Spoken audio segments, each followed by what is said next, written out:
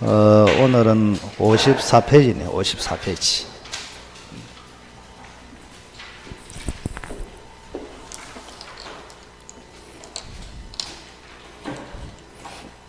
오늘 그 날씨 분위기 보면 엄청 더울 것 같은데, 그죠? 오늘 양산도 30도. 그래서 미리 에어컨을 조금 틀어놨어, 미리. 그 여름에는 그 합의를 잘 하세요. 왜냐면 이게 팀마다, 위치마다 이게 차이가 크거든. 그러면 개인적으로 막 와서 막 틀어달라, 꺼달라, 그 다음에 낮춰달라, 올려달라, 이래 하는데, 금방 또 이렇게 낮추면 누가 와서 올리는 사람도 있고 이렇단 말이에요. 그래서 어느 정도 합의를 해가지고 그냥 이어서 딱 고정하자, 뭐 이런 식으로 하든지 합의를 잘 하시기 바랍니다.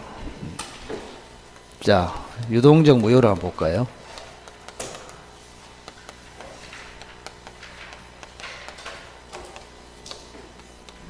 요거는 언제나 예상 문제입니다.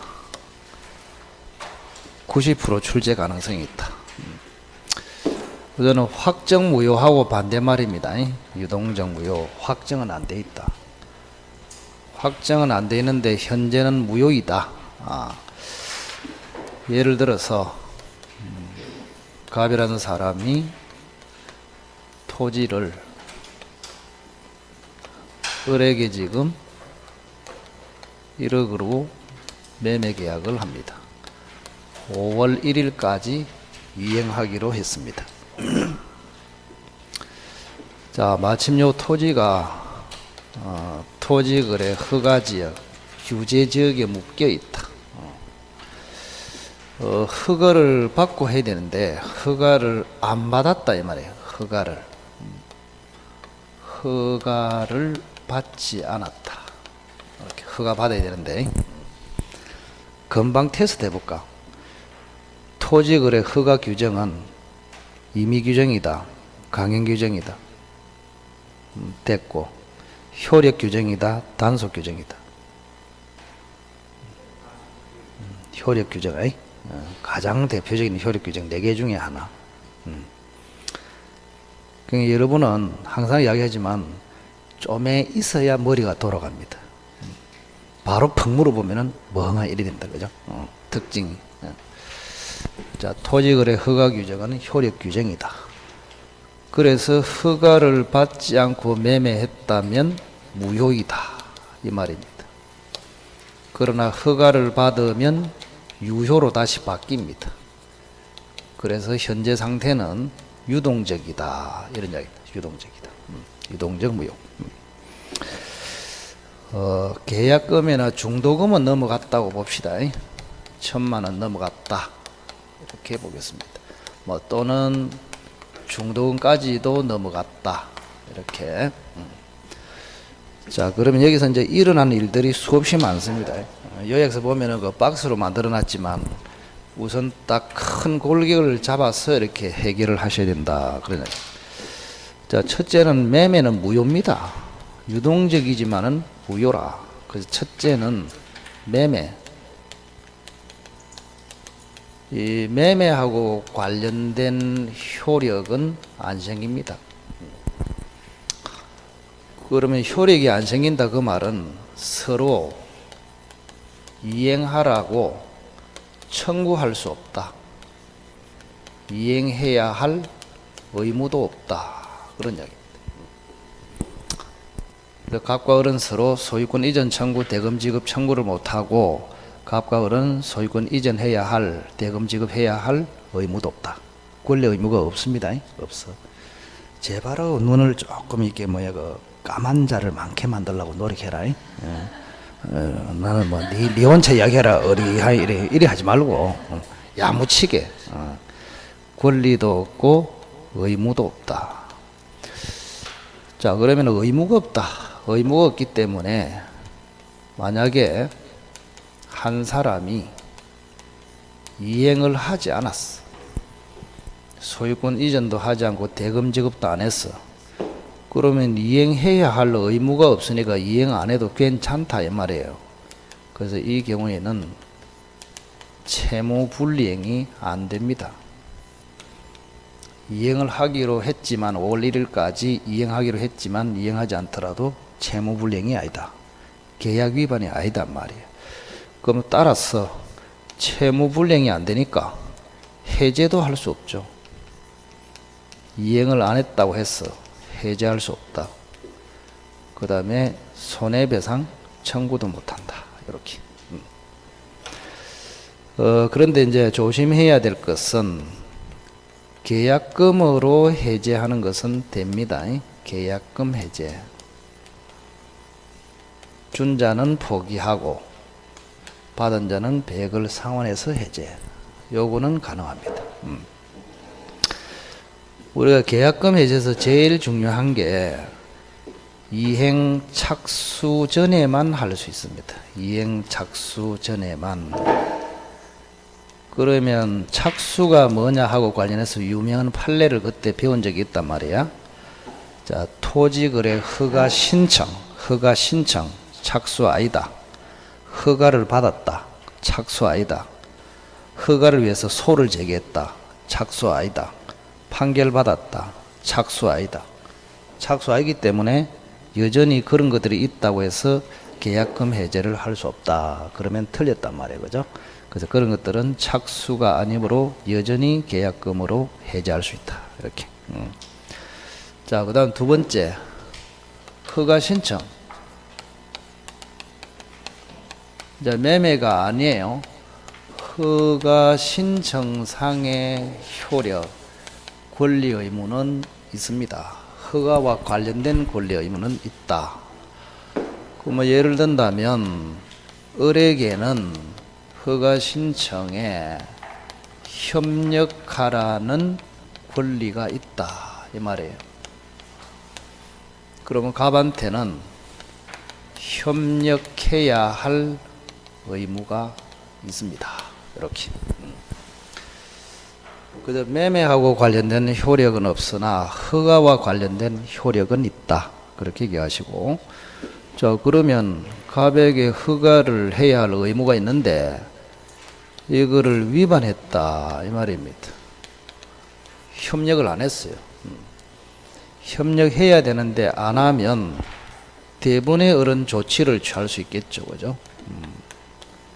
첫째는 해제할 수 있는가? 허가 신청에 협력을 안 했다고 해서 매매를 해제할 수 있는가? 안 됩니다. 두 번째, 손해배상 청구가 되겠는가? 요거는 됩니다. 그래서 이거하고 차이를 잘 기억하시라고. 자, 매매상에 이행을 하지 않더라도 해제도 안 되고 손배 청구도 안 돼요. 근데 허가 신청에 협력을 안 하면 손해배상 청구는 된다고. 요건 안 되지만. 그럼 여기 이제 유명한 이론이 있죠. 협력 의무는 매매에 따른 부수적인 의무다. 이렇게 봅니다. 부수적인 의무. 부수적 의무. 그러면 결국에는 협력을 안 했다는 말은 주된 의무를 위반한 것이 아니고 부수적인 의무를 위반했다. 그럼 부수적인 위반을 했을 때 조치는 해제는 안 되고 손해배상 청구 정도로 하라. 이게 판례에 확립된 이론입니다. 이렇게. 여기뿐만이 아닙니다. 부수적인 의무를 이행하지 않으면 해제는 안 되고 뭐만 된다? 손해배상 청구. 이렇게. 그 다음에 세 번째. 자, 이미 지금 돈을 지급했잖아. 매수인이. 계약금이나 중도금을 지급했단 말이에요. 자, 지급해놓고 을이 생각해 보니까 유동적 무효네. 무효. 그럼 갑 네가 5천만 원 부당이득 하고 있네. 부당이득 반환 청구해서 찾아올 수 있을까? 부당이득 반환 청구해서 찾아올 수 있을까? 안 된다. 유동적 무효일 때는 앞으로 유효를 될 수도 있기 때문에 갑이 5천만 원 받아도 정당한 이익이라고 봅니다. 정당. 부당이득이다. 정당한 이익이다.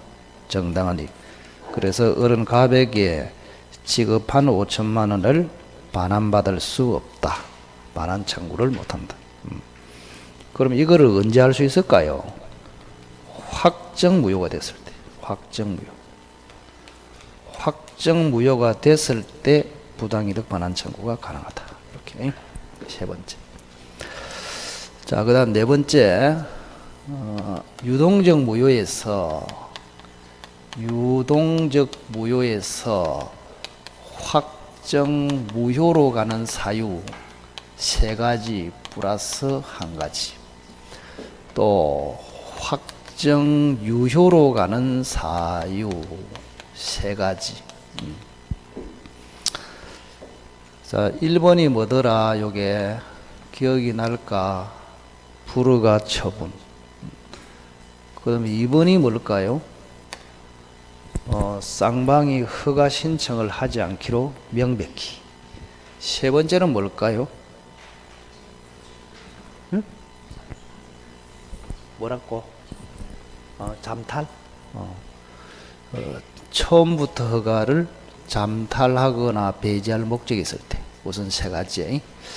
자, 확정 유효 세 가지는 뭘까? 허가 처분. 하나는 뭐요? 허가 구역 지정 해제. 세 번째는 뭘까? 지정 기간이 만료되었으나 재지정이 없다. 책에 다 있습니다. 있는데 이제 전체 틀을 한번 잡고 여러분들이 보셔야 이렇게 머리에 남는단 말이에요. 그죠? 자, 유동적 무효에서 확정 무효로 바뀌는 사유 세 가지. 불허가 처분, 처음부터 허가를 잠탈 배제, 쌍방이 허가 신청을 하지 않기로 명백히. 자, 확정 유효 사유, 허가 처분, 허가 구역 지정 해제, 지정 기간이 만료되었으나 재지정이 없다. 요 하나는 이제 책으로 확인을 하면 됩니다. 그렇게. 자, 요게 이제 기본 틀이다 그 말이에요. 기본 틀. 자, 틀인데 몇 가지 체크를 잘 하십시오. 자, 54페이지 양괄호 1번에 자, 반괄호 1에 동그라미 2번 보세요. 처음부터 허가를 배제 잠탈. 그러면 확정 무효 아닙니까? 그죠? 이 예가 세 가지 있다고. 세 가지를 그림으로 내가 표현을 해놨네요. 그죠? 55페이지. 자, 중간 생략 등기. 매매를 숨겼다. 타이밍을 도용했다. 요 세 가지는 처음부터 허가를 잠탈할 목적으로 했으므로 확정 무효다. 이게 판례입니다. 판례. 세 가지 꼭 기억하세요. 우리 판례가 처음부터 허가를 잠탈한 경우가 뭐가 있냐? 중간 생략 등기 했다. 그 다음에 실제는 매매인데 정여로 숨겼다. 매매를 숨겼습니다. 우리가 가장매매에서 정여를 숨긴 게 아니에요. 반대입니다. 반대. 실제는 매매를 했는데 정여한 것처럼 꾸몄다. 그런 이야기입니다. 허가를 피하려고. 또 다른 사람의 이름을 훔쳐서 그 사람의 이름으로 허가를 받았다. 그런 이야기입니다. 이 세 가지를 딱 기억하시고. 자, 그 다음에 반괄호 2번 보세요. 2번. 자, 동그라미 1번은 확정 유효 사유, 동그라미 2번은 확정 무효 사유. 자, 확정 무효 사유는 기억에 불허가 처분이 있네요. 불허가 처분. 자, 불허가 처분도 조금 조심해야 됩니다. 불허가 처분도 두 종류가 있단 말이에요. 불허가 처분, 불허가 처분. 그 조금 지금은 세세한 부분까지 약간 여러분들이 확대할 필요가 있다. 불허가 처분. 그럼 불허가 처분도 두 종류가 있어요. 확정적 불허가 처분. 공무원의 입장에서 봤을 때, 그 다음에 임시적으로 불허가 처분을 하는 경우가 있단 말이에요. 그래서 보통 우리가 불허가 처분 같으면 이거를 이야기합니다. 그래서 불허가 처분이 되면은 매매는 확정 무효로 됩니다. 이렇게. 근데 불허가를 내주는 이유가 임시적으로 내주는 경우가 있거든요. 왜냐면은 요건이 조금 이게 흠결이 됐어. 요건이 빠졌어. 그걸 보충하라는 의미에서 잠시 임시적으로 불허가 처분을 하는 경우가 있습니다. 그때는 여전히 유동적 무효입니다. 조심해야 됩니다. 조심. 불허가 처분. 그래서 기억에 특히 방과로 1번 고개 시험에 제일 잘 나오죠. 자, 불허가 취지가 미비된 요건의 보정을 명하는 데 있다. 이때는 확정적이다, 임시적이다, 임시적. 그때는 맨 밑에 여전히 유동적 무효 상태에 있다. 됐고. 자, 니은하고 디귿도 좀 묶으시고. 자, 쌍방이 허가 신청을 하지 않기로 명백히 했다. 그래도 확정 무효입니다. 확정 무효. 그 대표적인 밑에 판례가 있습니다. 매도인이 해제하면서 계약금을 몰수하겠다고 통보했다. 매수인이 토지의 가압류를 신청했다. 이 판례가 굉장히 유명한 판례예요. 자, 그에 기출도 한번 됐는데 상당히 많이 틀렸습니다. 자, 갑하고 을이 1억으로 지금 매매를 했단 말이에요. 3월 1일 날. 근데 이게 이제 허가를 아직 안 받았거든요. 허가를 받아야 되는데 안 받았어. 그래서 이 매매가 저쪽 왼쪽과 똑같아요. 유동적 무효입니다. 이렇게. 자, 그런데 갑이라는 사람이 어떤 사유로 해제하겠다. 이렇게 했단 말이에요. 해제를 하겠다. 해제 사유가 있었겠죠. 해제하겠다. 그래서. 을이 중도금을 지급하지 않았다든지 계약 위반 사항이 있어가지고 갑이 법정 해제를 합니다. 법정 해제. 자, 법정 해제하고 계약금 받은 게 있을 거 아닙니까? 1,000만 원 거죠. 근데 위약금 특약이 되었기 때문에 갑은 이 매매를 법정 해제하면서 요 계약금을 손해배상으로 챙깁니다. 그래서 계약금을 몰수합니다. 이렇게 통보를 했단 말이에요. 그럼 을이 무슨 소리? 내가 뭐 잘못했노? 나는 해제 당하지 않을란다. 이게 아니고, 을이 뭐 했냐? 해제가 되면은 이 토지를 찾아와야 되잖아요. 그죠? 자, 갑은 을한테 1억을 찾아오고, 을은 갑으로부터 토지를 찾아오고, 이렇게 돼야 되는 거죠.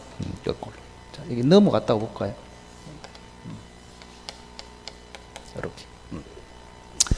그래서 매도인이 계약금 몰수 토지하고 매수인이 토지 가압류 신청을 했다. 그렇게 되어 있네요. 그죠? 자, 그래서 어쨌든 이게 해제가 돼버리면 원상 회복이 돼야 되기 때문에 갑이라는 사람은 돈을 돌려주고 을이라는 사람은 토지를 돌려주고 이래야 된단 말이야. 근데 을이라는 사람이 이 토지에 가압류를 신청을 했단 말이에요. 가압류. 요런 경우. 자, 이런 경우에 어떻게 되겠느냐. 자, 갑은 해제를 했고 을은 뭐요? 가압류를 했다고. 가압류. 가압류를 왜 했을까? 원래 토지를 돌려줘야 되는데 을이 가압류를 딱 해가지고 안 돌려주고 있단 말이에요. 말라고. 계약금 찾아오려고. 자, 그러면 두 사람의 생각을 한번 해보세요. 갑도 해제를 하겠다. 을도 해제가 됐을 때, 그죠? 돈을 찾아올 목적으로 갑의 토지를 가압류를 했단 말이에요. 그럼 을도 지금 해제를 전제로 지금 행동을 하고 있는 것이다. 둘 다. 그럼 갑도 해제, 을도 해제. 요런 의사가 합치가 돼 있단 말이에요. 서로 해제는 인정하는 거예요, 지금. 갑도 해제, 그런데 해제 잘했다. 그럼 해제했으니까 계약금 돌려줘. 계약금 안 돌려주면 토지 안 돌려주겠다 하면서 가압류를 딱 하고 있단 말이에요. 그래서 이거는 둘 다 해제의 의사가 있기 때문에, 그죠? 쌍방이 허가 신청을 하지 않는 것으로 명백히 했다. 판례가 이렇게 해석한다고. 그러면 이 매매는 뭐로 된다고? 확정 무효가 된다고. 이렇게. 이게 좀 어려운 판례면서 굉장히 중요합니다. 그게 니은입니다. 매도인은 해제하고 계약금을 몰수하겠다고 통보했고 매수인은 토지 가압류를 신청했다. 요 경우에는 서로가 해제하겠다. 서로가 허가 신청을 하지 않겠다. 그걸 명백히 한 것으로 봐서 무효로 확정된다. 이런 판례입니다. 자, 그 다음에 리을에 보시면 허가를 받기 전에 정지 조건이 불성치로 확정이 됐다. 정지 조건. 불성치가 아니라 불능 조건입니다. 똑같습니다. 불능 조건. 불능 조건하고 정지 조건이 붙으면 뭐가 될까요? 우리가 기억하고 있잖아. 부정무 해가지고 확정무효로 돼버립니다. 이렇게. 자, 그래서 확정무효 사유는 하나가 더 늘어났다 이 말입니다. 그죠? 자, 불능 조건하고 정지 조건하고 결합이 된 경우에도 확정무효가 된다. 그게 리얼입니다.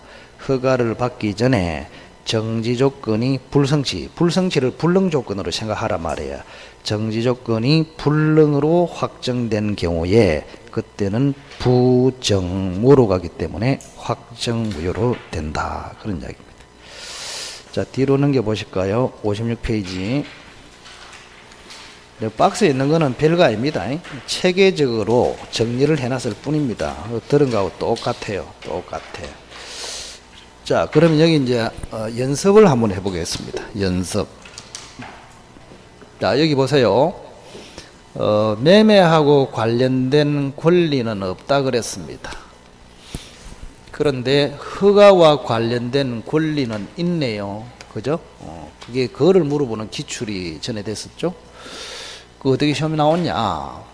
자, 이 을이라는 사람은 소유권 이전 청구권 보전을 위해서 갑의 토지에 가처분 신청할 수 있다. 이렇게 출제된 적이 있단 말이에요. 맞을까요?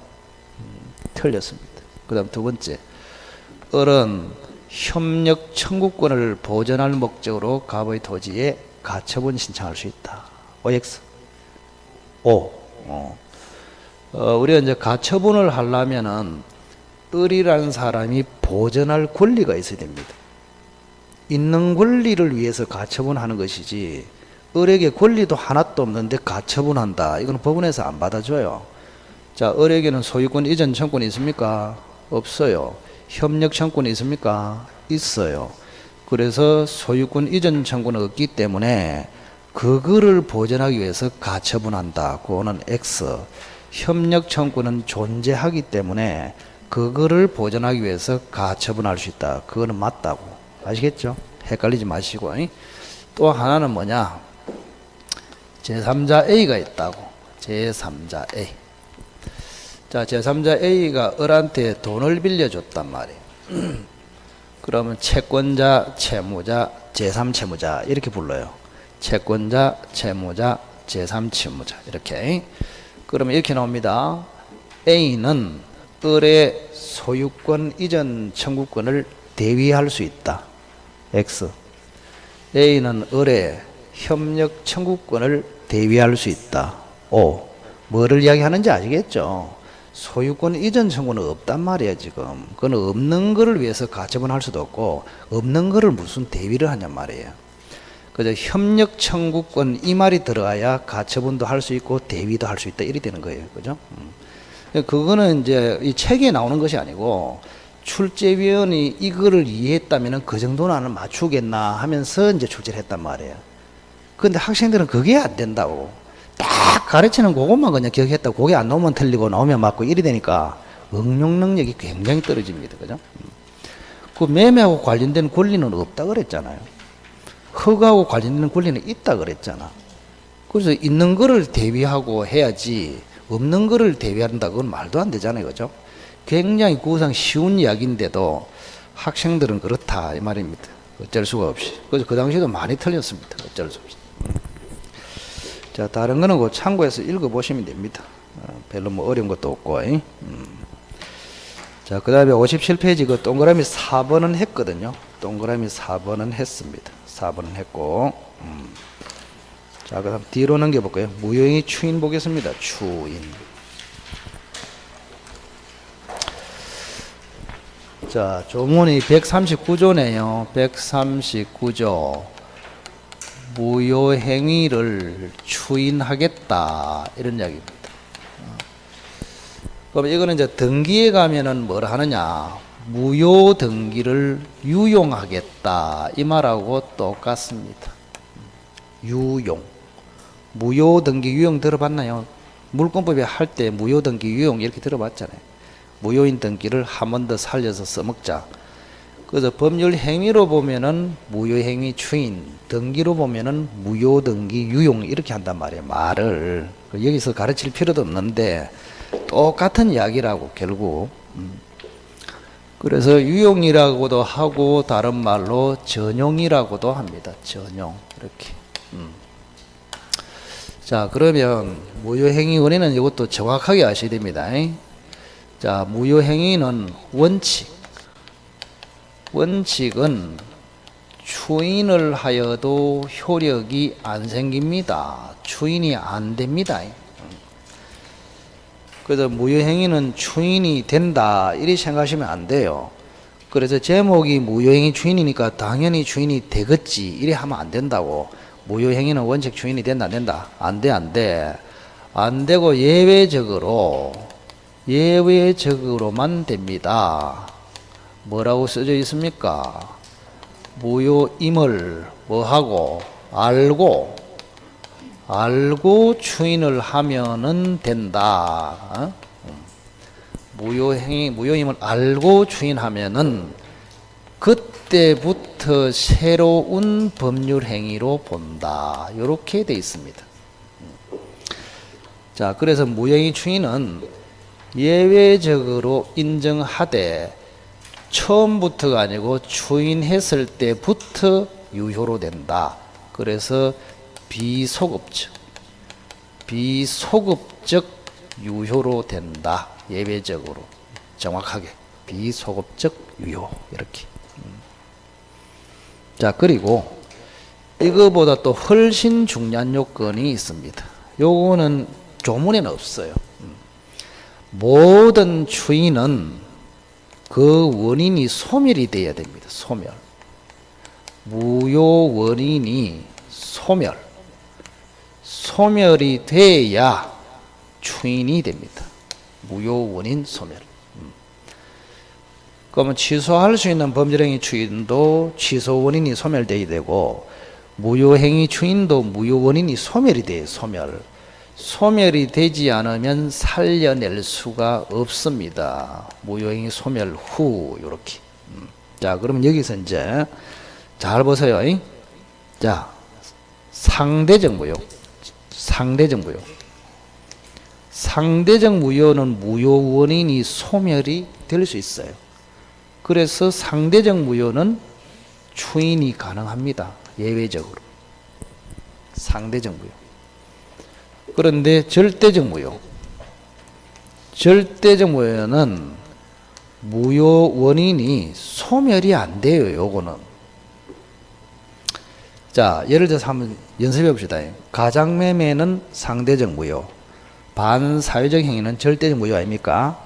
절대적 무효, 반사회적 무효는 법이 바뀌지 않는 영원히 무효입니다. 원인이 소멸이 안 돼요. 근데 가장매매는 둘이서 진짜 매매하자 합의해버리면은 무효 원인은 없어져 버려요. 당장.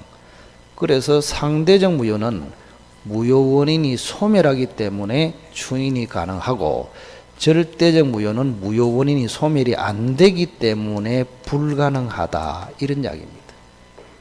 조심하라고, 조심.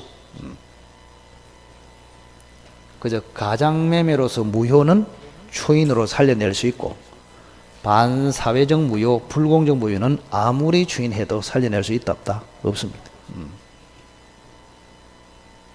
연결지어서 생각하시면 된다 그 말입니다. 그러나 절대적 무효 중에서도 무효 원인이 소멸되는 게 딱 하나 있습니다. 그게 양괄호 3번의 예시의 동그라미 1번이에요. 자, 의사 무능력 상태로 매매하면은 무효 맞죠? 의사 만취자가 매매하면 무효 맞아요. 그런데 의사 무능력으로서 무효는 절대적 무효입니다. 절대적 무효인데 이것만큼은 무효 원인이 소멸될 수 있어요. 왜? 만취 상태에서 깬단 말이야. 깨가지고 정신 차리고 다시 매매할 수 있잖아요. 그래서 요거는 추인이 가능하다. 절대적 무효 중에서 의사 무능력 절대적 무효만 추인이 가능하다. 그렇게 기억하시면 됩니다. 그리고 이번에는 반사회적 불공정은 절대 추인이 안 된다 그 말이고 3번은 상대적 무효이기 때문에 추인이 가능하다 그런 이야기입니다. 자, 그 다음 무효행위 전환. 자, 138페이지 8조 여기 보실까 무효행위의 전환, 추인이 아니고 이제 전환입니다. 추인은 무효인 것을 살려낸다 그런 뜻이고 전환은 다른 행위로 바꿔서 살려낸다 그런 뜻이에요. 미묘한 차이가 있습니다. 무효행위 전환. 자, 요거는 제가 예를 예전에 들었잖아요. 그죠? 자, 갑이라는 남편과 을이라는 여편이 있습니다. 여편. 두 사람 사이는 혼인신고 됐다 그랬습니다. 혼인신고 됐으니까 무슨 혼이다 이게? 법률혼이다 이렇게 했습니다. 법률혼, 혼인신고. 만약에 혼인신고 안 되고 사실혼 같으면 제가 갑부, 을부 이렇게 안 써요. 갑남, 을녀 이렇게 씁니다. 그래서 혼인신고 됐다. 그럼 요 사이에서 태어난 애가 있다 이 말입니다. 이분을 뭐라고 부르더라? 친생자라고 부르죠. 친생자 이렇게 친생자. 법률혼 사이에 태어난 자를 친생자라 한다. 그런데 갑이 잘 살다가 머리가 뜯겨 버렸습니다. 이렇게 사람 위에 돼지꼬리표가 있으면 뭐라고 했다? 바람났다. 여기는 바람났다. 이것도 바람났다 이럽니다. 제가 울산에 강의하다가 창원하고 여기를 오면은 이상합니다. 느낌이. 울산은 굉장히 적극적이에요. 사람들이. 대도시라서 그런지 모르겠지만, 그죠? 외지만. 오다가, 창원에 가면은 절간 같아. 근데 여기 오면은 절간보다 더 절간이야, 여기는.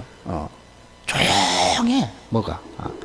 그리고 눈빛을 보면은 굉장히 두려워하는 눈빛. 그래서 뭘 질문을 딱 하면은 대답하기를 엄청나게 두려워합니다. 인상이. 야, 요렇게 대답했다가 좀 흰머리가 내를 어떻게 볼까? 오만 고민을 다 해. 그래 하지 마십시오. 굉장히 안 좋은 겁니다. 그 습관이. 그래서 울산은 그렇게 적극적으로 사람이 딱 되니까 처음 모의고사 칠 때도 민법은 85점 받은 사람도 딱 나오고, 굉장히 적극적이란 말이에요. 그죠? 이게 학원 분위기에 따라서 합격자 수가 엄청나게 차이 납니다. 나중에. 그래서 가급적이면 여러분들도 제 시간뿐만 아니고 다른 시간에도 조금 적극화 시키라면 분위기가. 답을 맞추는 게 뭐가 중요합니까 지금? 그죠?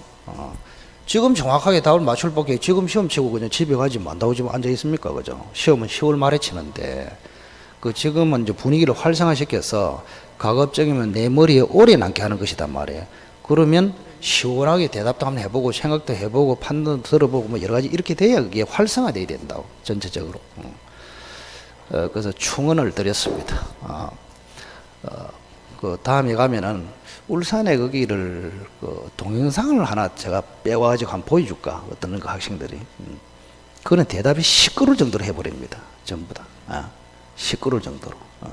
그러고요 울산에 미리 하나 이야기해 줄 거예요. 울산에는 제가 들어가잖아요. 그럼 학생들이 제가 여기 들었을 때까지 박수를 계속 칩니다. 계속 친다고 계속 미안할 정도로 그 정도로 적극적이야. 또 끝나고 탁 이렇게 하면 계속 박수를 치고 이렇게. 그 박수가 돈 드는 게 아니잖아요. 그죠? 그래서 내가 볼 때는 울산 학생들이 굉장히 현명하다. 내가 볼 때는 선생들을 굉장히 업시킨단 말이야 이렇게. 그래서 그런 것도 활용할 줄 알아야 된다 그 말입니다. 뭐 여러분들에게는 다른 학원하고 비교하면 기분이 좋은 일은 아닌데 저는 일반 선생이 아니고 이 학원이 원장이에요. 그래서 합격자를 한 명이라도 더 내야 돼. 더 내려고 하면 그런 식으로 가야 된다고 제가 봤을 때. 아니 내가 있는 학원에 합격자가 많이 나오지 울산이 많이 나오면 내한테 뭐가 기분이 좋겠습니까? 이게 중요한 게 아니잖아요 내한테는. 그죠? 그 적극적인 열의가 부럽다 그 말입니다. 제 이야기는. 자, 그래서 어쨌든 또 이게 학생들이 이래 이야기하고 나면 더 이야기를 안 해. 희한하게. 그러면 이게 우리도 그래야 되겠다 하면서 한 번씩 그냥 뭐, 이게 한두 사람이 그런 사람이 있으면 괜찮아. 울산에는 한 두세 명이 굉장히 열정적인 그 아지매가 있어.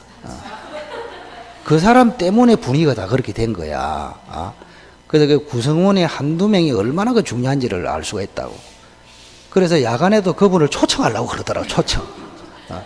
초청. 초청하면은 막 그냥 막 완전히 에너지가 넘치기 때문에 그 사람이 딱, 대단한 사람, 대단한 사람. 그래서 저는 이제 처음으로 그 사람 때문에 고맙다고 앞으로 나오셔야 하고 악수까지 해줬대요. 강의실에서. 감사합니다 하면서. 당신 때문에 분위기가 이렇게 됐다면서. 정말 진심으로 고맙다고 이렇게 했다. 그때도 학생들이 뭐 우리와 같은 박수를 치지. 그죠? 그런 식으로 돼야 되는데 조금 적극적으로 바꾸려고 노력을 한번 해보시오. 잘 안 되지만 그게 뭐 본성이 있기 때문에 잘은 안 되지. 근데 하려고 노력은 해봐야 된다. 그러냐. 자, 어쨌든 간에 저한테는 한 명이 더 합격을 더 해야 되므로 그런 분위기가 조금 도움이 되지 않을까 싶습니다. 자, 갑이 바람이 나가지고 병녀하고 지금 동거를 하게 되는데 여기에 B라는 애가 또 태어났단 말이에요. 이 사람을 혼외자라고 합니다. 혼외자. 이렇게 혼외자. 자, 혼외자는 특징이 뭐냐? 지금 법률상 부부가 아닌 데서 태어났단 말이야. 그럼 요거는 엄마하고는 법적으로 모자관계입니다. 그런데 남자하고는 법적으로 부자관계가 안 됩니다. 그 차이를 알아야 된다고. 남자하고. 자, 여자하고는 왜 인정하느냐? 이건 생물학적으로 인정하는 것입니다. 여자 지가 낳기 때문에 지가 낳아가지고 아무리 봐도 모르겠다 이런 여자 없거든. 예? 그거는 인정해. 근데 남자는 사실 떠돌이잖아요. 누구의 이게 남자의 그게 됐는지 모르잖아, 과학적으로. 조사를 해야 되고. 그래서 일단 옛날부터 그런 습관이 있었기 때문에 이 B하고 여자하고는 모자관계를 인정합니다. 여기는 부자관계를 인정을 안 해요. 그럼 이거는 가장 큰 차이가 상속이에요, 상속. 만약에 B가 병이 죽었어. 그러면 상속할 수 있어. 갑이 죽었어. 상속이 안 된단 말이에요. 법적으로 부자관계가 안 되기 때문에. 자, 이런 경우에 혼외자를 법적인 아들로 삼는 절차를 따로 해줍니다. 이걸 인지 절차를 합니다. 인지 절차. 자, 그러면 갑의 입장에서는 이 혼외자가 더 마음에 들어요. 그래서 이분을 친생자로 신고를 했단 말이에요. 친생자가 아닌데 친생자로 신고했다. 그러면 친생자 신고로서는 당연히 무효입니다. 당연히 무효예요. 그런데 혼외자를 친생자로 신고할 정도면 최소한 인지의 의사는 있다. 이렇게 봅니다. 인지의 의사. 그래서 친생자 신고 행위를 인지신고 행위로 바꾸어서 유효로 만들어준다. 이거를 무효행위 전환이라고 합니다. 이렇게 무효행위 전환. 자, 다시 한번 혼외자를 친생자로 신고했을 때 친생자 신고로서는 무효이지만 이 정도로 할 의사면 인지할 의사는 들어있다고 봐서 인지신고로서 유효한 행위로 바꿔준다. 이걸 무효행위 전환 이렇게 부릅니다.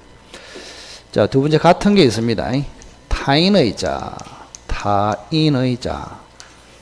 다른 사람의 아들을 친생자로 신고했습니다.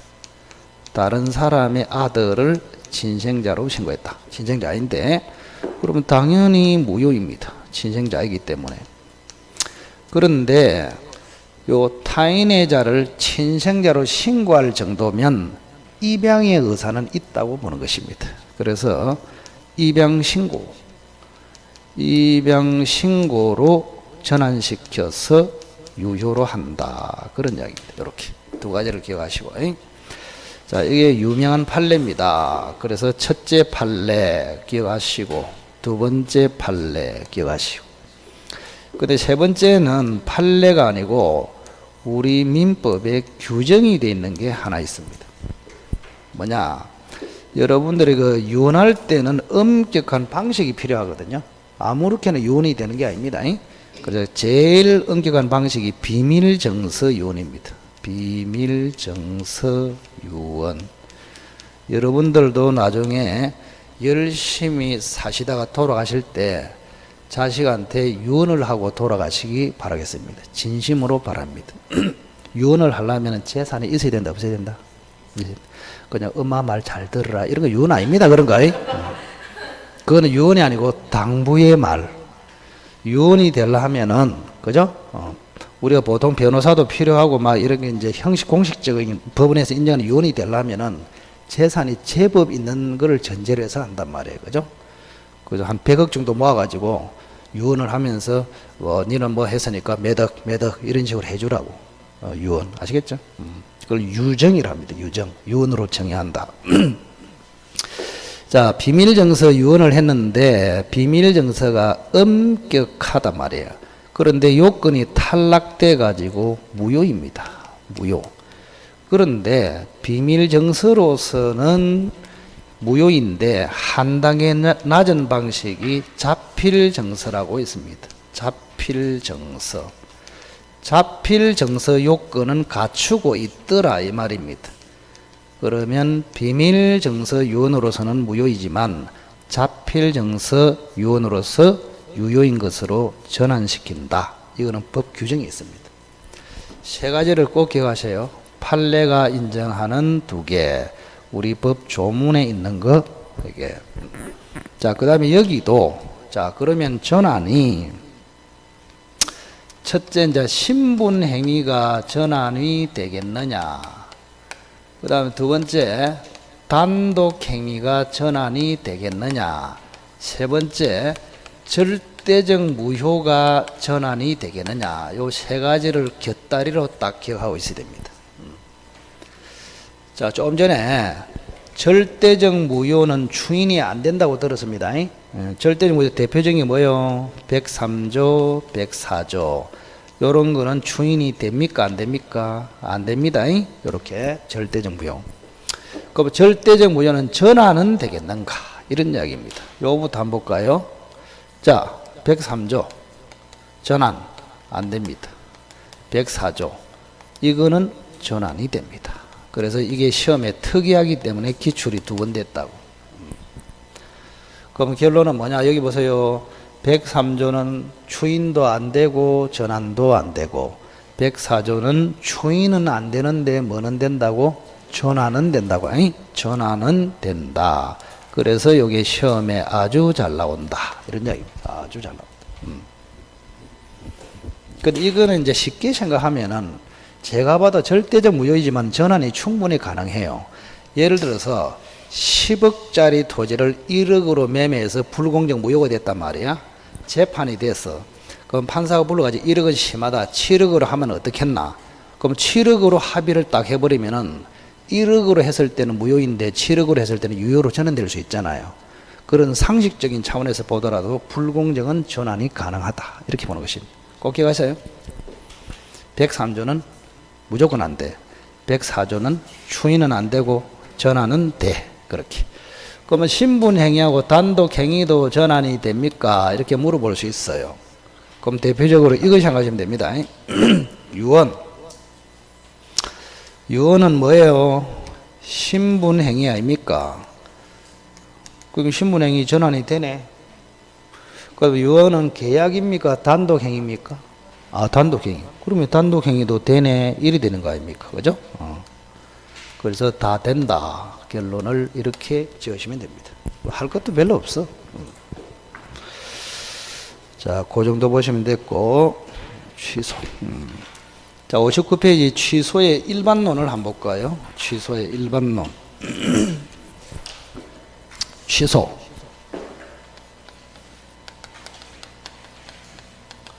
뭐 취소 절차라고 하지요. 뭐 여기도 시험에 100% 출제가 됩니다. 취소의 일반. 자, 한 번 더 그림을 그려볼게요. 갑이라는 사람이 땅 주인입니다. 주인 을이라는 사람이 지상권으로 토지를 빌렸습니다. 이렇게. 그러면 두 사람 사이에는 지상권 설정 계약을 한다 이 말입니다. 설정 계약. 그런데 알고 보니까 을로부터 사기당했더라 이런 이야기입니다. 사기당했더라. 또는 갑이 착오를 했더라 이런 이야기입니다. 그리고 또는 강박을 당했더라 또는 16세더라 이렇게 된 것이. 제가 뭐를 더 썼나요? 전부 다 취소 사유를 다 썼잖아요, 그죠? 취소 사유. 해제 사유는 만들어낼 수 있지만, 약정 해제 사유가 있지만, 취소는 약정 취소 이런 게 없습니다. 법정 취소만 있습니다. 법에 정해진 취소 사유로만 취소할 수 있다. 그게 제한 능력, 착오, 사기, 강박 이리 된단 말이야. 그러면 갑은 당연히 요 설정 계약을 취소할 수 있다 이렇게 되는 것입니다. 취소할 수 있다 이렇게 취소할 수 있다. 자, 그러면 여기서 이제 문제가 뭐냐? 자, 갑이 갑자기 취소하기 전에 병한테 지금 팔아먹었단 말이에요. 팔아먹어서 3월 1일 5월 1일 날 팔아먹어가지고 병이 땅 주인이 돼버렸습니다. 그 다음 을도 지금 정한테 지상권은 물권이기 때문에 자유롭게 양도할 수 있거든요. 그래서 정이 현재 지상권자가 돼버렸습니다. 이 사람을 전득자라고도 합니다. 전득자, 합을 굴러서 취득했다 이런 식으로. 자, 그러면 요 내용을 가지고 다음 중 취소권자와 취소의 상대방으로 맞게 짝지어라. 이게 기출이 7번 됐다고. 그래서 항상 예상 문제다 생각하시고. 자, 그럼 여기서 이제 정리를 합시다. 자, 140조에 딱 보면은 취소권자가 나와 있습니다. 취소권자 140조에 1번 제한 능력자 미성년자를 생각하시면 됩니다. 2번이 뭘까요? 착오자 및 사기, 강박을 당한 자 이렇게 사기, 강박을 당한 자. 3번은 뭘까요? 1, 2번의 대리인, 4번은 1, 2번의 성계인 이렇게 되어 있습니다. 취소권자. 자, 제한능력, 착오자 및 사기, 강박을 당한 자, 그 대리인, 그 성계인. 자, 대리는 두 종류가 있죠, 그죠? 하나는 뭘까요? 법정 대리인.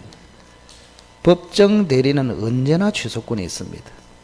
그런데 임의 대리는 여러분이 배웠다시피 본인에게 취소권이 있어요. 그래서 임의 대리인은, 그죠? 특별수권.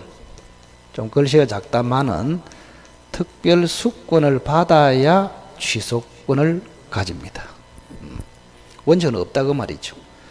자, 성계인도 두 종류가 있잖아요, 그죠? 상속인 같은 사람을 포괄성계, 매수인 같은 사람을 특정성계, 두 사람 모두가 취소권이 있습니다. 이렇게. 그래서 우선 취소권자가 누구인지가 딱 정리가 되어 있어야 돼, 머릿속으로. 총알같이 미성년자, 착오 및 사기, 강박을 당한 자, 그 대리인, 그 성계인.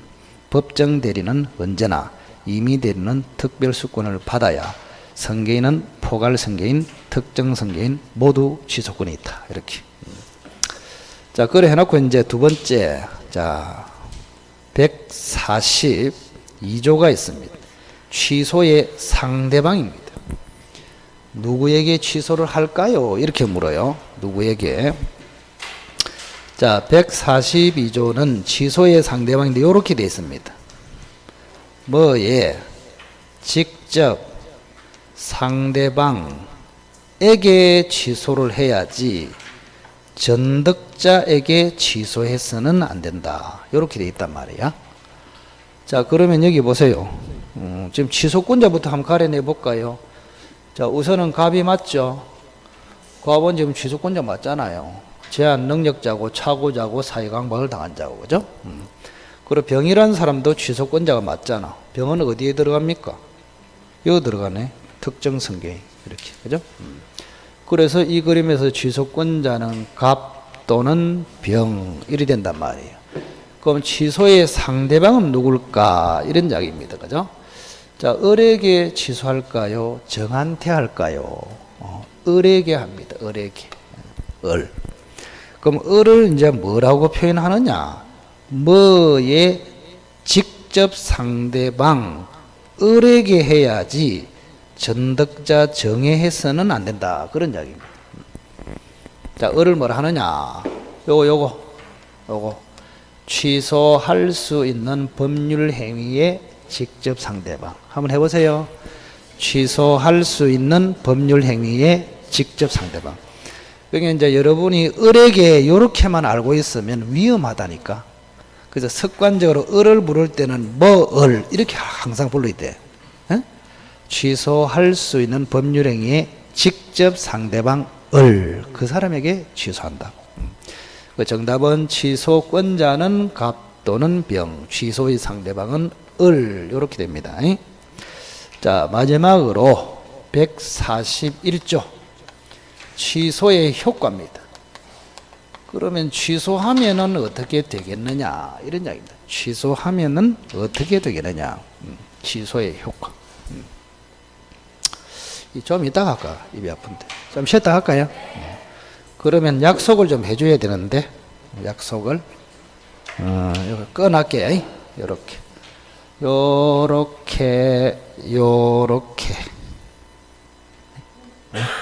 요거 남기고 요쪽 지우시고, 또 혹시 저한테 억한 심정이 있는 사람은 확 지운다. 예. 반장님이 책임지고 억한 심정이 있는 사람은 가려내시오. 예? 자, 여기 왼쪽까지만 지워주시고 조금 쉬었다 합시다.